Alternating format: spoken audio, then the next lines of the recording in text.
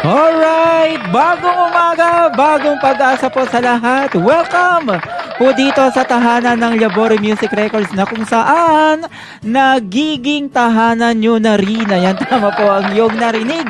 Tahanan nyo dahil mula Lunes hanggang Linggo ay talaga namang pinapapasok nyo po kami sa inyong mga tahanan para maghatid ng inspirasyon, motibasyon at pag-asa. Bukod sa tuwa, saya at kulitan, narito kami para bigyan po kayo ng magagandang awitin araw-araw. Gaya na lamang sa awitin na nagbigay sa atin ng inspirasyon sa ating mga puso, ang nag-iisang Liam Pangilinan sa awiting Sa Aking Paglipad. Magandang umaga of course sa ating co-founder, Liam Pangilinan.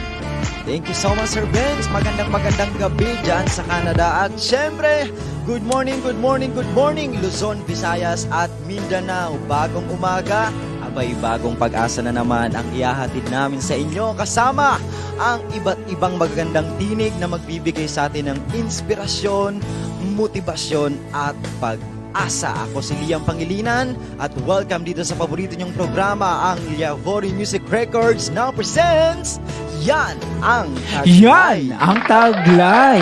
Yes, tama ka, Sir Liam Pangilinan. Yan ang taglay ng Labore Music Records Artist, ang pagbibigay ng iba't ibang mga magagandang awitin, tinig at aral sa araw na ito. At syempre, mula Lunes hanggang Linggo talaga namang pinapatunayan yung lahat, Sir Liam, ang iyong mga talento at marami talaga tayong napapangiti sa ating mga programa. Diba, Sir Liam?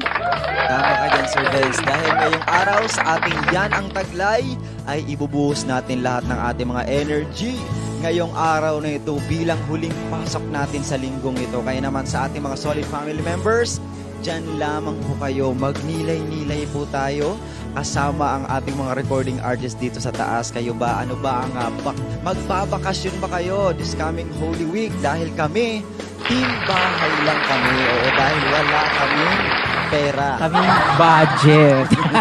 Walang budget, oo. Kung ang ilan ay nagbabakasyon,